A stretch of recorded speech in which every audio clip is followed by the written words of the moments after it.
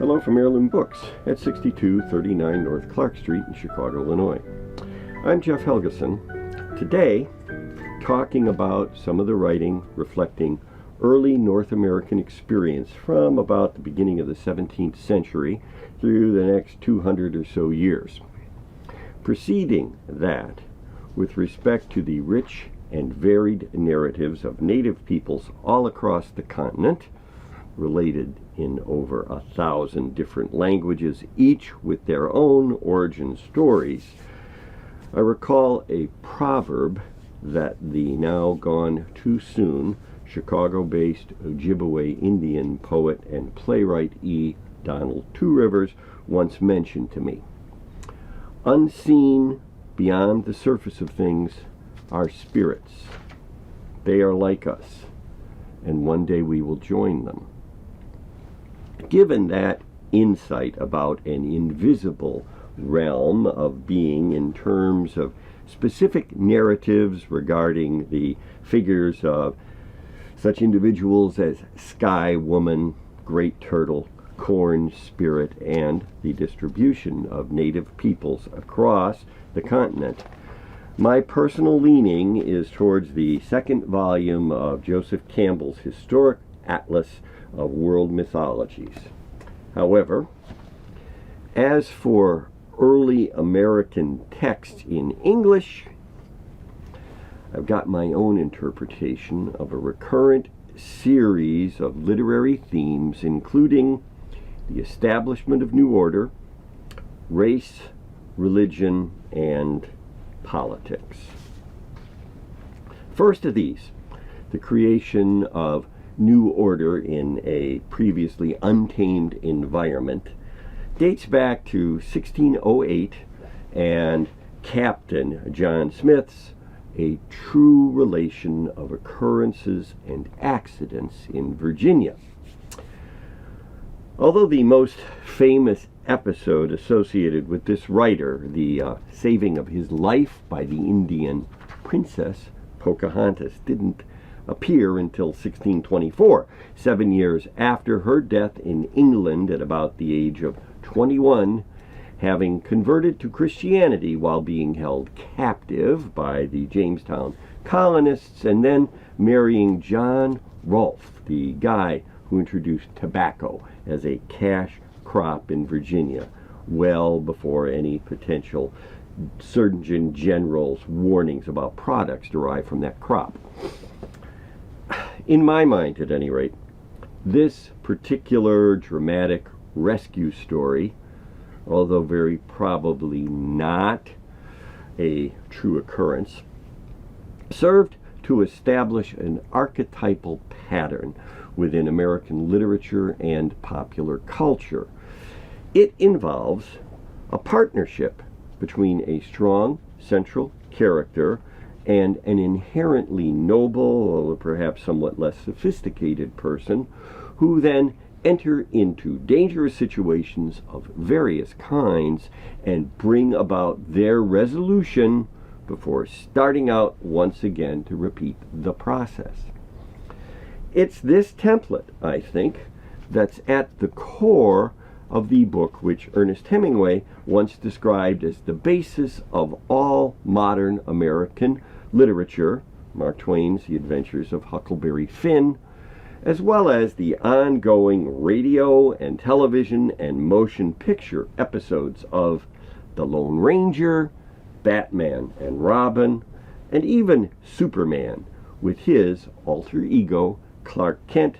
mild-mannered reporter for a great metropolitan newspaper who fights a never-ending battle for truth, justice, and the American way.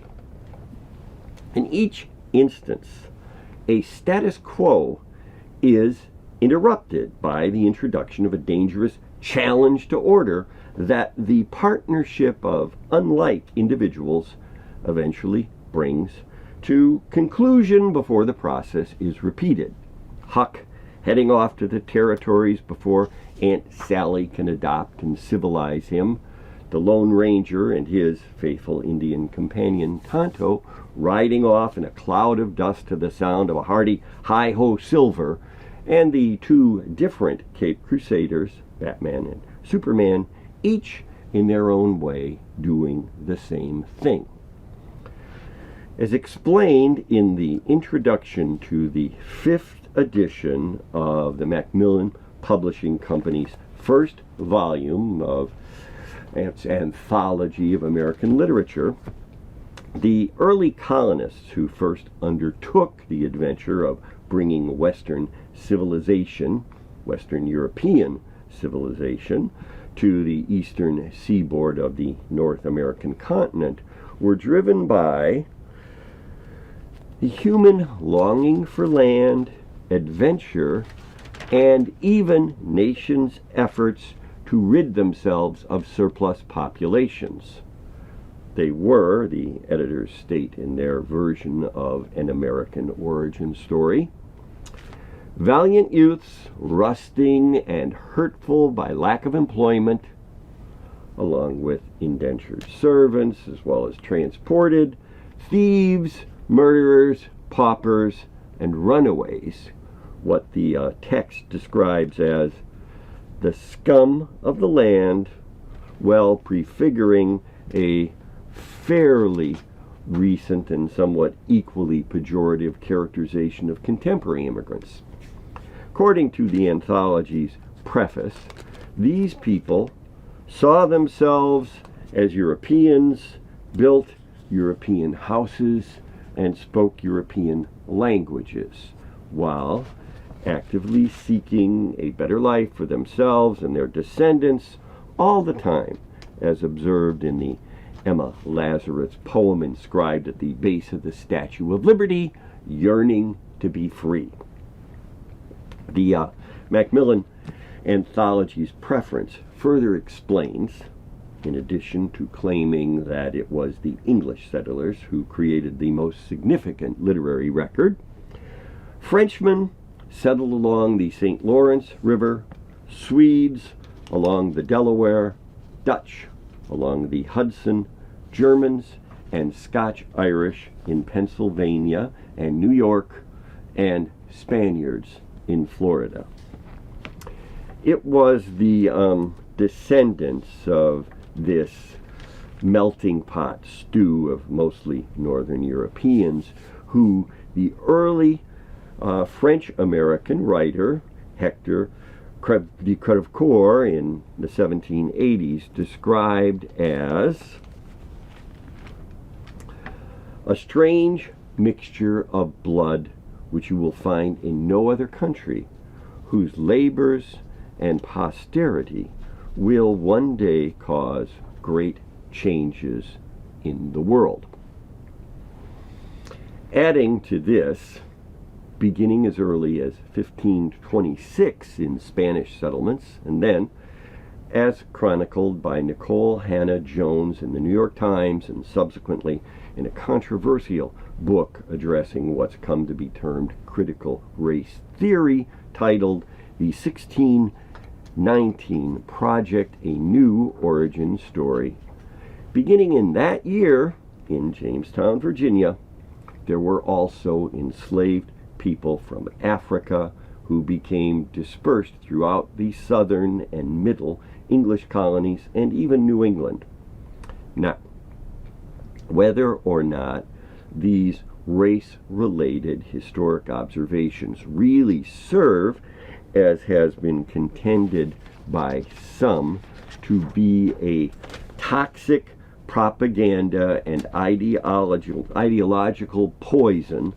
that, if not removed, will dissolve the civil bonds which hold a nation together. In spite of the euphemistically termed peculiar institution of slavery, it was the prospect of religious freedom that, 1 year following the beginnings of slavery in Virginia,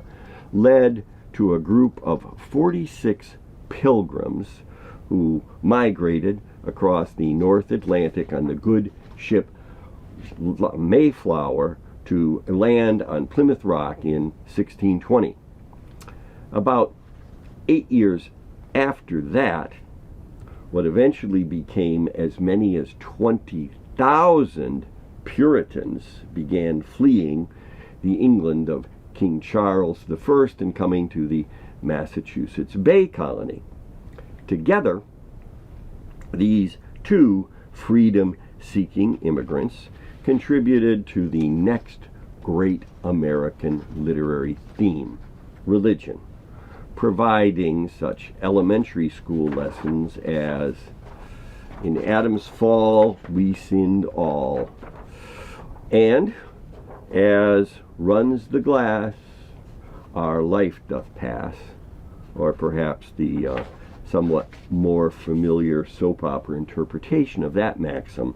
"Like sand through the hourglass, so are the days of our lives." By 1650, this profoundly religious attitude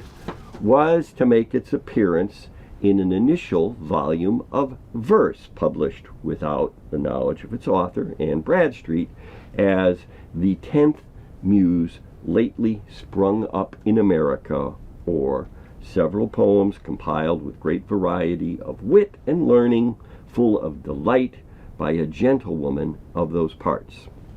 Among Bradstreet's further collection of poems, there was a clear reflection of both strong religious belief and the hardships of life in America, as suggested by titles such as "Upon the Burning of Our House" and "In Memory of My Dear Grandchild Elizabeth Bradstreet, who deceased August 1665, being a year and a half old," as well as "On My Dear Grandchild Simon Bradstreet, who died on 16 November 1669, being but a month and 1 day old," lamenting "No sooner came but gone and fallen asleep, acquaintance short, yet parting caused us weep. 3 flowers too scarcely blown, the last in the bud, cropped by the Almighty's hand, yet he is good. With dreadful awe before him let's be mute, such was his will, but why, let's not dispute. With humble hearts and mouths put in the dust, let's say he's merciful as well as just. He will return and make up all our losses, and smile again after our bitter crosses. Go, pretty babe, go rest with sisters twain, among the blessed in endless joys remain. A near contemporary of Anne Bradstreet, Increase Mather, president of Harvard College from 1685 to 1701, preached from a pulpit in Boston that sinners should consider death, and that the thing is certain and the time uncertain. His son, Cotton Mather, then combined scientific research, advocating for such things as vaccination against infectious diseases, with a published warning about witchcraft in his book titled Wonders of the Invisible World. Ultimately, in 1693, this literary work served to contribute to the public executions of 20 people,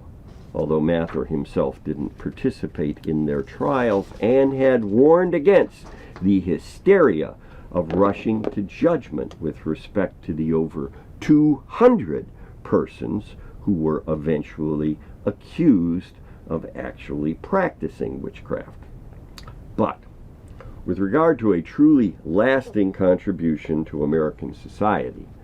it was in 1741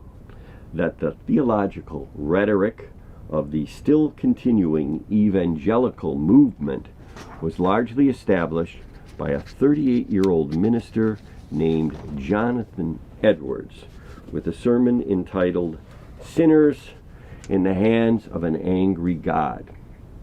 The warning was that all human beings are held in the hand of God over the pit of hell, and God is dreadfully provoked. His anger is great towards them. They have no refuge. All that preserves them is the mere arbitrary will and unobligated forbearance of an incensed God. Then, about 3 decades later, combining race and religious salvation, there was a somewhat more temperate view expressed by Phyllis Wheatley, a young woman who'd been taken to Boston by slave traders at about the age of 7 in a poem titled "On Being Brought to America from Africa," observing, "'Twas mercy brought me from my pagan land, taught my benighted soul to understand there's a God, that there's a Savior too. Once I redemption neither sought nor knew. Some view our sable race with scornful eye. Their color is a diabolic dye. Remember, Christians, Negroes, black as Cain, may be refined and join the angelic train." Now, combine evangelical religious rhetoric with politics, both foreign and domestic, 2 subjects which conventional wisdom suggests should never be discussed in polite society, and what emerges by the 1770s is the highly emotive, "don't tread on me," anti-British rhetoric of men like Patrick Henry, with his speech to the Second Virginia Convention ending, "Is life so dear or peace so sweet as to be purchased at the price of chains and slavery? Forbid it, Almighty God. I know not what course others may take, but as for me, give me liberty or give me death." In January of the following year, Thomas Paine's political tract Common Sense was published, and 6 months after that, Thomas Jefferson's initial draft of the Declaration of Independence became modified by committee, beginning with the phrase, "when in the course of human events," and continuing as sung 190 some years later in the Vietnam War era Broadway production of Hair, "We hold these truths to be self-evident, that all men are created equal, that they are endowed by their Creator with certain unalienable rights, and among these are life, liberty, and the pursuit of happiness," establishing a high set of standards against which it has been all too often so very easy for Americans of all kinds to fall woefully short. Nevertheless, whether ignored through ignorance or willfully betrayed in the same pragmatic name of expedience and self-interest as many other betrayal, the ideals are still there to be aspired toward, even when Thomas Paine observed in December of 1776, confronting the times that try men's souls. Continuing within the context of challenging times, 11 years later, it was the central figure of Lin-Manuel Miranda's 2015 hip-hop rap Broadway musical Alexander Hamilton, who, in the very first publication of the Federalist Papers, warned against a temper fond of despotic power and hostile to the principles of liberty. Then, in number 51 of those arguments in favor of a national constitution, James Madison observed, "Usurpations are guarded against by a division of the government into distinct and separate departments." Ratified in 1787,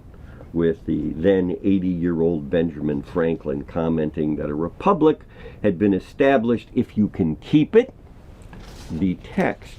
of the United States Constitution affirms its goals as being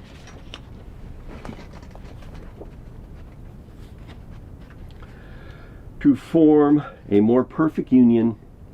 establish justice, ensure domestic tranquility,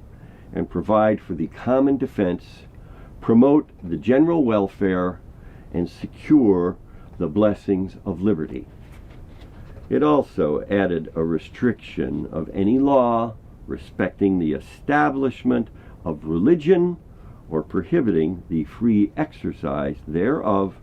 or abridging the freedom of speech or of the press, or the right of people peacefully to assemble and petition the government for redress of grievances. Over time, 26 amendments to the initial document were added, including providing for the right of people to keep and bear arms, prohibiting the abridgment of the privileges or immunities of citizens, and assuring that the right to vote shall not be denied or abridged on account of sex. In addition to the establishment and subsequent repeal